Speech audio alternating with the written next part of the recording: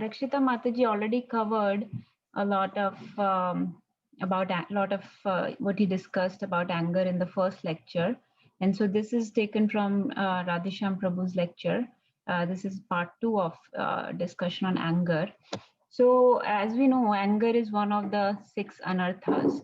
Kam, Krodh, Lobh, Moh, Matsarya. These are the six anarthas, and anger, Krodh, is one of the six. So, the reason anger is so problematic, so dangerous, especially for devotees, is because they're a block in our spiritual. Anger is a block in our spiritual advancement. It is an impediment in our progress towards bhakti. So now, and on the other hand, also bhakti, as we continue, helps to get rid of the anarthas, including anger. Like Chaitanya Mahaprabhu said, Cheto Darpanam Marjanam. So the goal is to clear all the dirt on our consciousness, and anarthas are the dirt on our heart, which can be cleaned by bhakti. So it's like a vicious circle. Bhakti can clean the dirt, but also we need to uh, uh, voluntarily, intentionally try to be anger free to make some progress in bhakti. So, and the reason is because when you chant or when you're serving Krishna, when you're serving Guru, you need a peaceful mind. You need a calm disposition. You need to lovingly remember Lord and Guru's instructions. And anger helps. And anger causes distraction. So it's very difficult to chant if you're angry at people or if you are angry at certain situations in your life.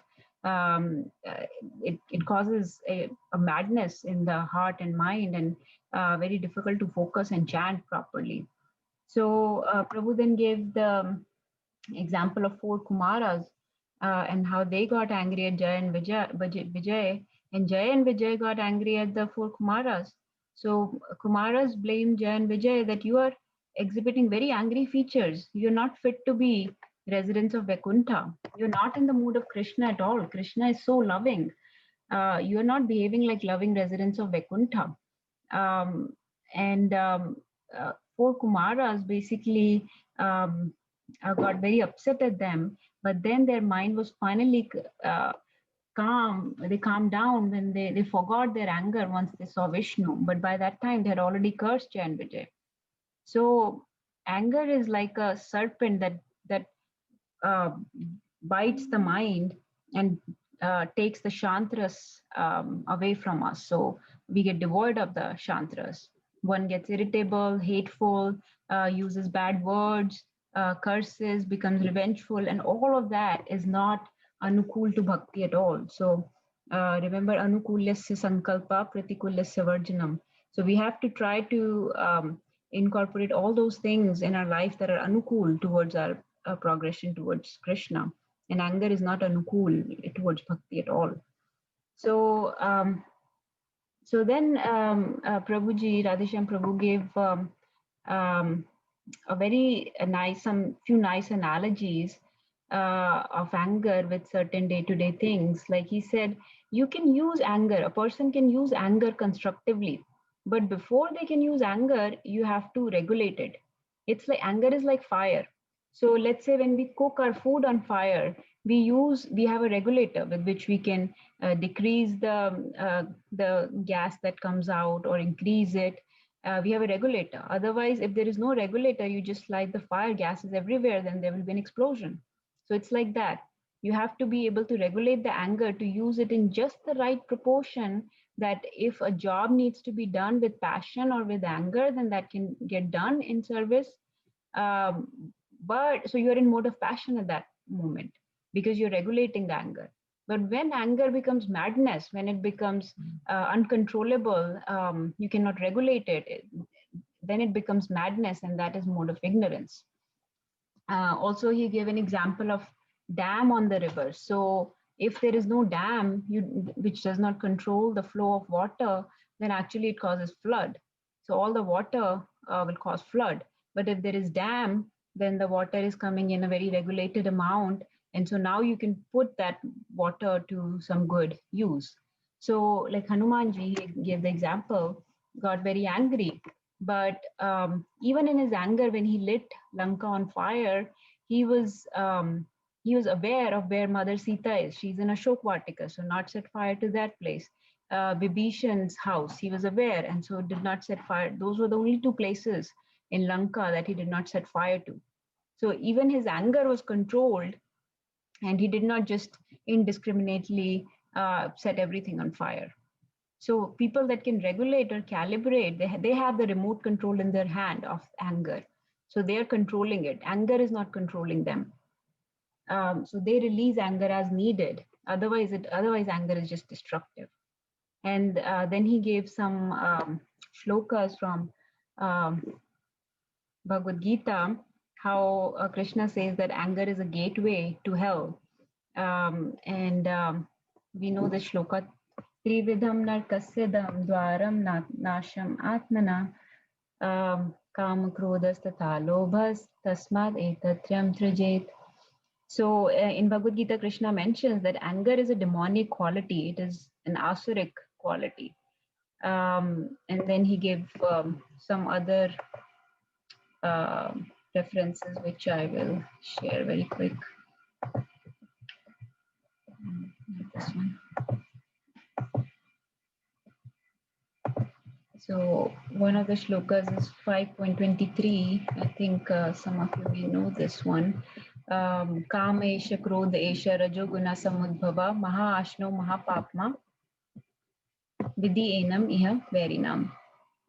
So this one says in the translation that the Blessed Lord said, "It is lust only, Arjuna, which is born of contact with the material modes of passion and later transforms into wrath." So basically, our desires or lust, when they are frustrated, they become anger, and which is the all devouring sinful enemy of this world. So, like we have said before, anger is danger, one word, one letter short of danger. And this is another shloka he quoted, 5.23. I'll just read the translation. Before giving up this present body, if one is able to tolerate the urges of the material senses and check the force of desire and anger, he is a yogi and is happy in this world. So basically, one has to control these anarthas like anger and lust, etc., until the last moment of life. Otherwise, one is forced to accept another body. So that is why in spirituality, not only for progress in bhakti, but also to get rid of the subtle body to achieve liberation or to get back to Godhead, to not um, have to accept another body. Very important that we get rid of these anarthas.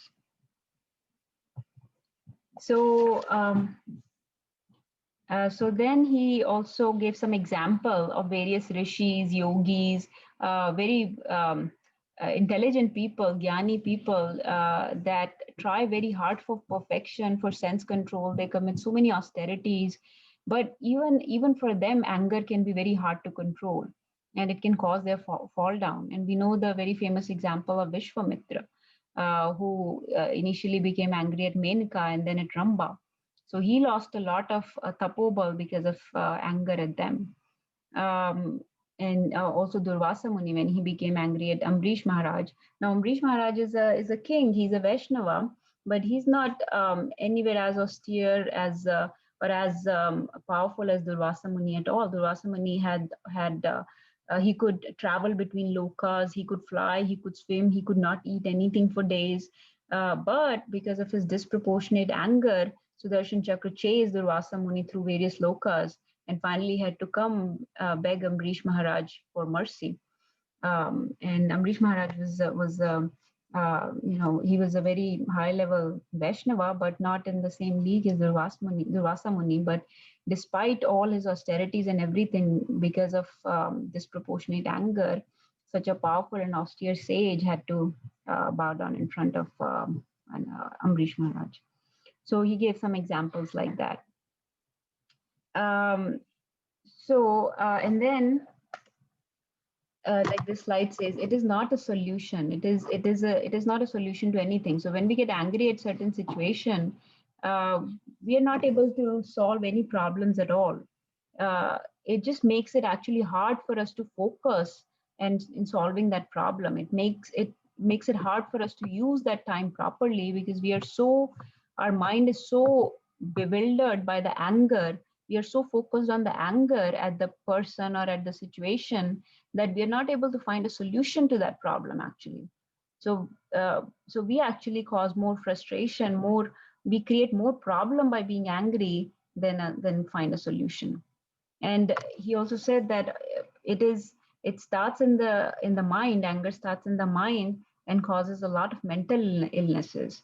And finally, when people make this a habit, it actually causes physical illnesses as well, like increased blood pressures, heart attacks, so many things that we, especially as doctors, know. GI upset, ulcers, what not happen, even physical body starts deteriorating if anger is a continuous problem. It affects, we know that it affects personal relationships, professional relationships. um, so so then what is the solution? How can one control this anger? So does that mean one should not express anger at all because it is such a problem? So the problem is suppressing anger is also a problem, because then you suffer. If you express the anger, the other person suffers. If you suppress the anger, then you suffer. So either way, it is very toxic. If you suppress it, it destroys your inner self. Um, so it's like when you're carrying red hot coal in your hand, it burns your hand too. So you're carrying this inside you. It will still damage you. And then he gave an example. Let's say someone sets your house on fire. Would you run after that person, or would you try to stop the fire in your house? Because if you run behind him, then your house will be gone. It'll be completely ruined. And if you try to save your house, then the person would have run away. You can't get revenge on him then.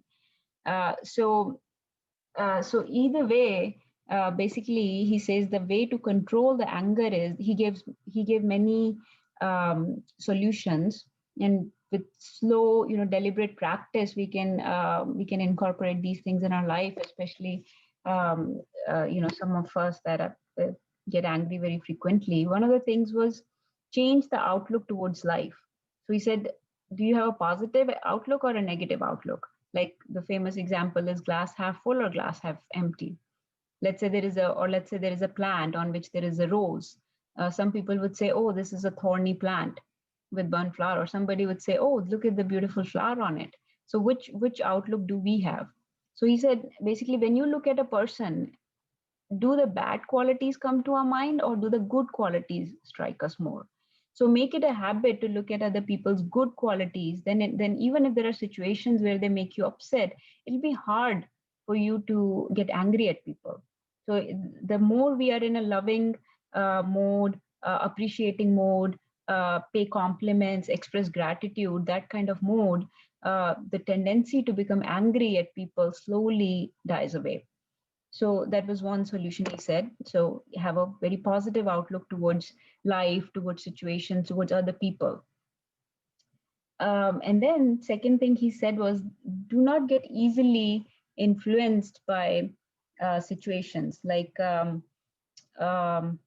example, there are so many things that happen in our daily life, and they're very small, minute things that do not matter in long run. So try to make it a habit to don't react to those situations easily. So like some people will just get upset at something that is completely not in their control, like weather. Oh, it's raining, I'm so upset, it's ruined my plans, it's storming today, or it's very hot today. So something so completely out of their control, those kind of things people get angry at. And then if it is somebody else, if it was a person that was responsible for a situation, then even more so people get upset. So try not to get easily influenced by these kind of situations, especially if they do not matter much in the long run. And if uh, so try not to react, basically. If we react too much to other people, then that means those people have the regulator in their hands. They are controlling us like a remote control. They can push buttons and make us angry. And so that is not the ideal situation. You should have the remote control in your own hand. You should be able to control your own anger, emotions yourself, not not give the control to other people. So, and then another thing he mentioned was that identify what people bring the best out in you. So there are different people that affect us differently. Some people will bring the worst out of us, and some people will bring the best out of us. So associate with those people that will uplift us. Those with high level of positivity, associate with those kind of people. Like we are associating here with spiritual minded people in our association. So people that will uplift us, um, that will highlight your positive qualities that you can learn something from. Um, because especially as devotees, we are not at that platform. We are not there where we are sthit pragya, like Krishna says. We are easily affected by other people. So we are not at that platform like our acharyas or gurus who can be with anybody and not let them affect us. Like Prabhupada was in association of hippies, and uh, somebody like us would have started doing what they were doing.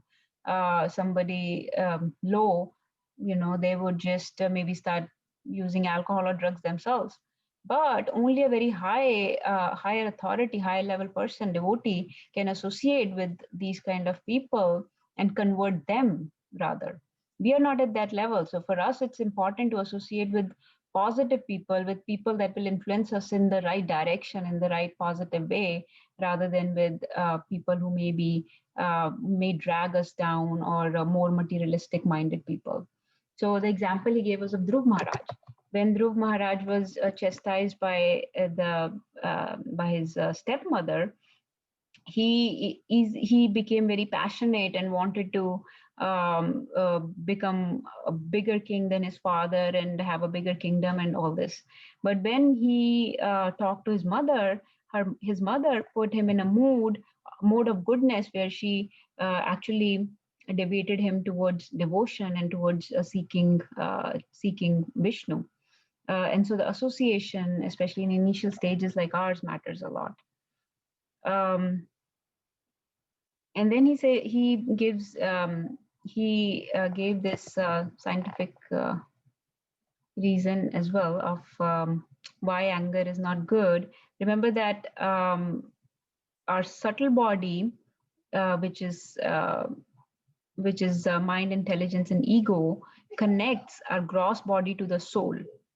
So subtle body is the one that gets affected by anger.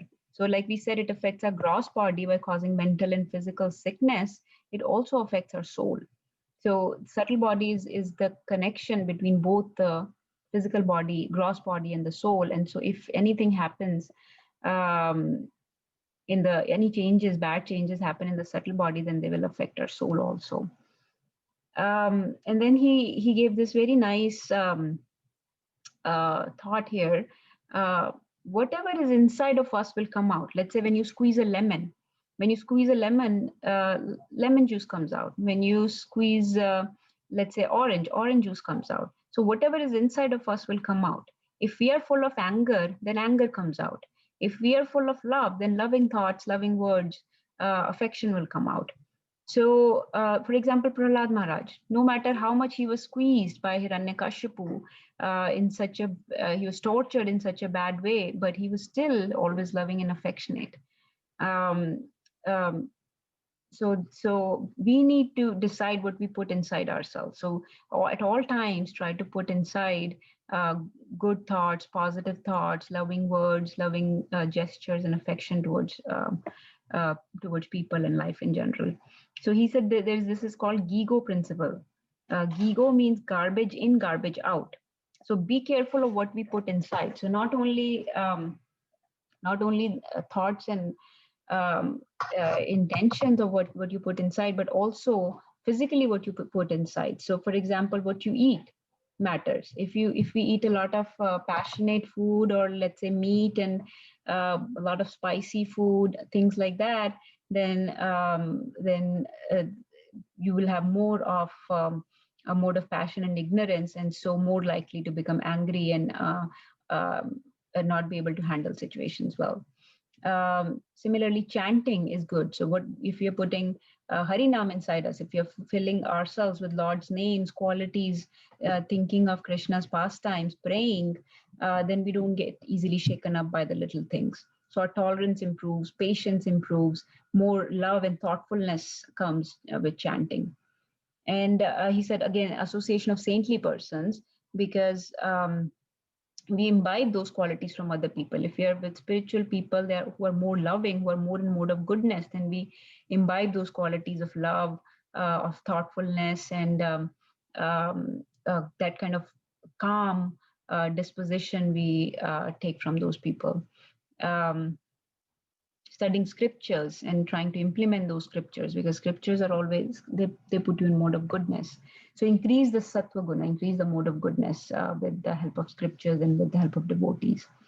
I already said prasadam. So prasadam is karma free diet, so we just avoid any thing which is not prasadam.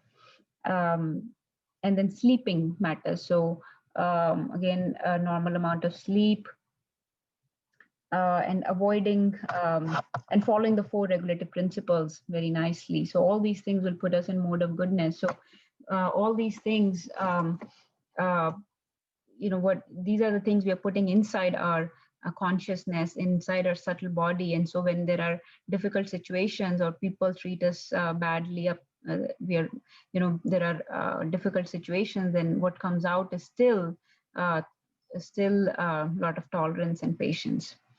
And then he said, recognize when you are angry. If you're angry, so deal with it, like this says here, firmly and positively, meaning like one is you do not even recognize that you're angry and you just explode at the other person or at the situation. But another way to handle anger is to identify that I'm getting angry or upset at something or somebody, identify what may be the source and how I can deal with it. Like, can I remove myself from that situation? Can I solve this problem? Can I talk about it?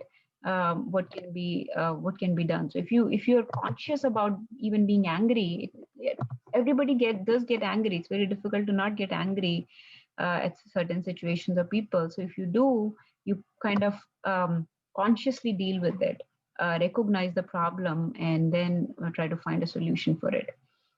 Um, but constantly expressing anger all the time gradually becomes a habit. It's called krodha sanskar. So it becomes our sanskar to become angry, and we become a slave of anger. So that's not recommended. And suppressing it causes a lot of resentment towards other people and finally develops into hatred. So again, we don't want to do that either. So so basically the solution is to have these spiritual qualities, and he and uh, practice and detachment. This is something that Krishna also says in Bhagavad Gita, when Arjuna asked him about how to control mind. So same principle he gave here. Krishna said the way to control mind is with abhyas and vairagya, or practice and detachment.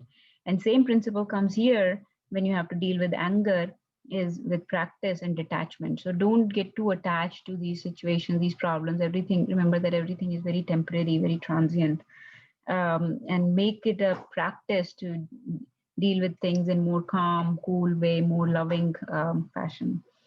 Um, and then he said something very nice here, that this is a prayer which says, may all wicked men become virtuous, may virtuous people become tranquil, may tranquil people become free, and may the free free others. I'm sure somebody knows here the Sanskrit of this, sarvajana bhavantu sukhina, something like that. But the goal is to turn from being wicked to being free, and then also help others get free. Um,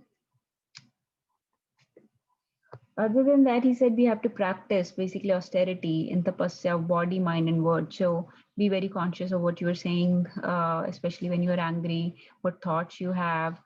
Try to replace them with loving thoughts, words, and deeds. Cultivate more gratitude, more well-wishing thoughts towards people. And this will be temporarily inconvenient, but this is temporary inconvenience for permanent happiness. And also cultivate more forgiveness, especially being devotees.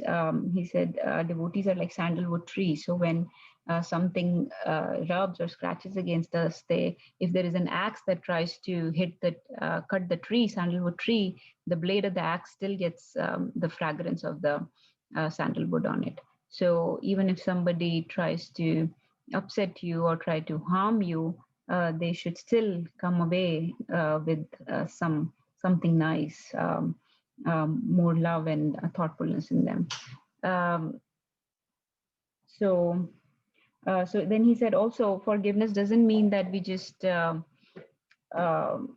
let people harm us or tolerate any nonsense.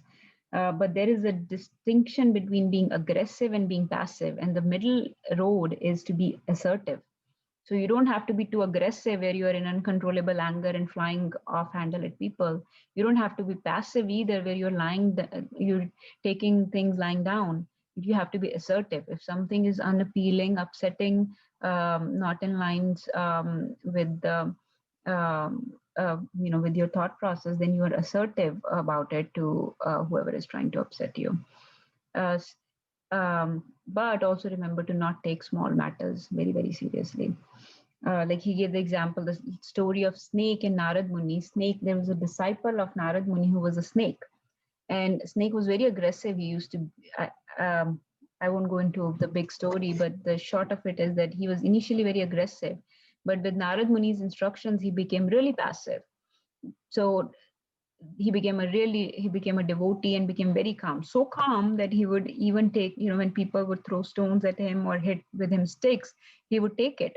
But that's not right either.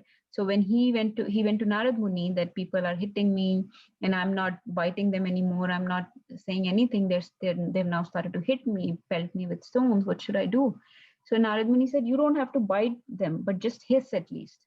So just scare them away. So that is called being assertive. You're not aggressive and biting them, and you're not just being beaten up either. You just hiss and drive them away.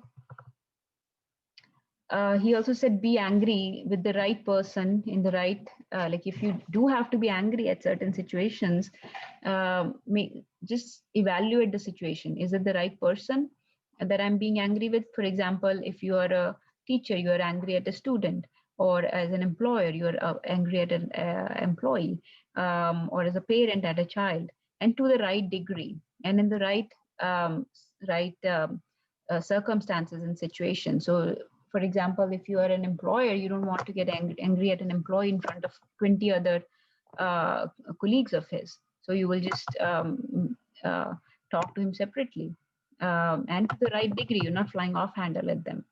So it's like he said the analogy he gave us, it's like you have to kill a cockroach and you're using a machine gun to kill a cockroach. So that is not needed. So similarly, if just use the right amount of anger, what is needed, um, and that is called righteous anger, and that is to the right proportion. So ultimately, in closing, basically, we cannot stop the anger completely, and also Nirmala Mataji had asked last time how to deal with people that are angry at you. So remember that people that are angry are not always unsaintly either. They are just not able to manage their emotions well. And so, as a devotee, it's kind of our responsibility.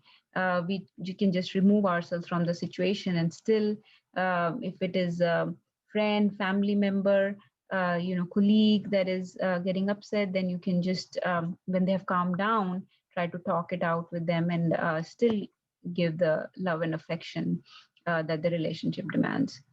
And keep Krishna in mind always. And again, if somebody's angry, we can also give them Krishna, and slowly anger ebbs away.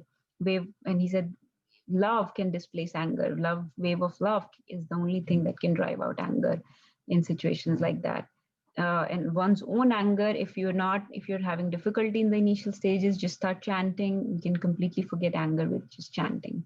Just like 4 Kumaras, they forgot their anger at Jai Vijay after they saw Vishnu. So um, that's all I had to share. Please ask any questions if you have.